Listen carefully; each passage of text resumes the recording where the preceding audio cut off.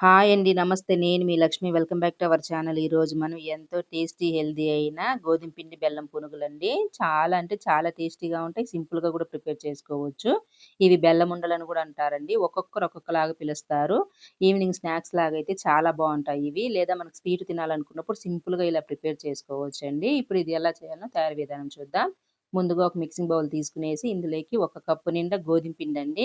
ఈ కప్పు నిండా వేసుకున్నాను. ఇదే కప్పు నిండా మనం బెల్లం కూడా తీసుకునేద్దాం. ఇప్పుడు ఈ గోధుమ పిండిని పక్కన పెట్టుకునేసి, ఏ కప్పుతో అయితే గోధుమ పిండి తీసుకున్నామో, ఆ కప్పుతో ముక్కాలు కప్పండి బెల్లము. ఇలా ఒక గిన్నెలో వేసుకునేసి, ఇదే కప్పుతో కప్పు నిండా నీళ్లు వేసుకునేద్దాము. ఇప్పుడు ఈ బెల్లాన్ని బాగా కరగపెట్టుకునేద్దామండి. అంటే చేత్తోనే ఇలా మెత్తగా మెదుపుకోవాలి. లేదా మనం వేడి చేసుకోవాలనుకుంటే స్టవ్ మీద పెట్టేసి, దీన్ని కొంచెం బెల్లం కరిగేంత వరకు వేడి చేసుకున్నాంక, పూర్తిగా చల్లారినంక గోధుమ పిండిలో వేయాలండి. దానికన్నా ఇదే బెస్టు. ఇట్లే బావుంటుంది. ఇలా బాగా కరిగిపోయింది గదా! ఇప్పుడు దీన్ని పక్కన పెట్టుకునేసి, గోధుమ పిండిలోకి ఒక చిటికెడు సాల్ట్ వేసుకునేద్దాము. అలానే ఒక చిటికెడు యాలకుల పొడి వేసుకునేసి, అలానే ఇందులో ఒక 3 స్పూన్లు పచ్చి కొబ్బరి పొడి వేసుకునేద్దాము. ఈ బెల్లం ఉండల్లో పచ్చి కొబ్బరి వేస్తే చాలా టేస్టీగా ఉంటుందండి ఎండు కొబ్బరి కన్నా గూడా. ఇది నేను ఇంట్లోనే ప్రిపేర్ చేసుకున్న పచ్చి కొబ్బరి పొడి.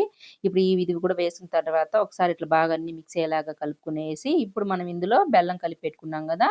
ఈ నీళ్ళని కొద్ది కొద్దిగా వేసుకుంటూ కలుపుకోవాలి. ముందు కొన్ని వేసుకోవాలండి. మనకి పిండి అనేది జారుడుగా అవ్వకుండా చూసుకుంటూ వేసుకోవాలి. ఇలా వేసుకున్న తర్వాత స్పూన్‌తో బాగా కలబెట్టుకునేద్దాము. మనకు స్పూన్‌తో వీలు లేకపోతే ఏదైనా మ్యాషర్ ఉంటుంది గదా! అలాంటి మ్యాషర్ తీసుకునేసి బాగా కలుపుకునేద్దాము. నేను ఇట్లా మ్యాషర్ తీసుకునేసి దీన్ని ఒకసారి ఇట్లా బాగా కలుపుకుంటే మనకు బెల్లం నీళ్ళు ఎన్ని పడుతుందనేది తెలుస్తుంది గదా! ఇట్లా కలిపిన తర్వాత మనకి ఇది గట్టిగా ఉంది. మిగతా నీళ్ళు గూడా వేసుకునేసి మరొకసారి ఇట్లా బాగా కలుపుకునేద్దామండి. మనం తీసుకున్న ముక్కాలు కప్పు బెల్లము, కప్పు నీళ్ళు కరెక్ట్‌గా సరిపోయింది చూడండి. కొద్దిగా గూడా మిగలకుండా.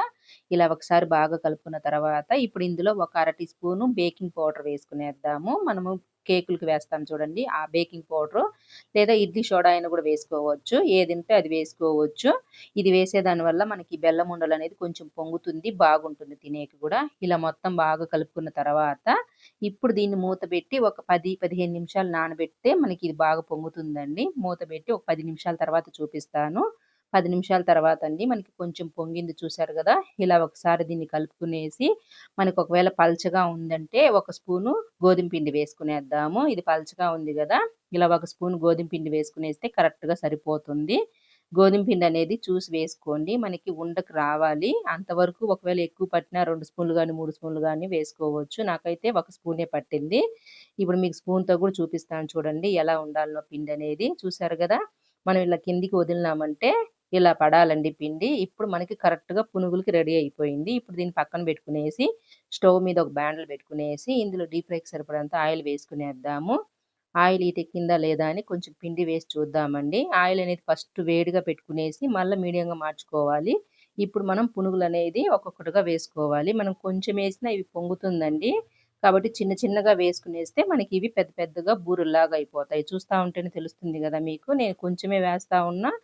చాలా బాగా పొంగుతున్నాయి చూడండి. మనకి ఇవి బూరెల్లాగా బేకింగ్ పౌడర్ వేసేదాని వల్ల ఇలా పొంగుతుంది. మనం ఇప్పుడు వేసిన ఒక నిమిషం తర్వాత జర్లగింటతో అటు ఇటు తిప్పుకుంటా ఉంటాం చూడండి. ఇవి ఇలా గోల్డెన్ బ్రౌన్ కలర్ వచ్చేంత వరకు ఫ్రై చేసుకునేసి, ఇవన్నీ ఒక ప్లేట్‌లో వేసుకునేసి, మిగతా పిండిని గూడా ఇదే మాదిరిగా వేసుకునేద్దాము. మనకు పిండి జారుడుగా ఉన్నప్పుడు పైన పొడి పిండి చల్లుతాం గదా! అప్పుడు స్వీట్ అనేది కరెక్ట్‌గా సరిపోతుందో లేదో అని మీకు డౌట్ ఉండొచ్చేమో. స్వీట్ అనేది కరెక్ట్‌గా సరిపోతుందండి.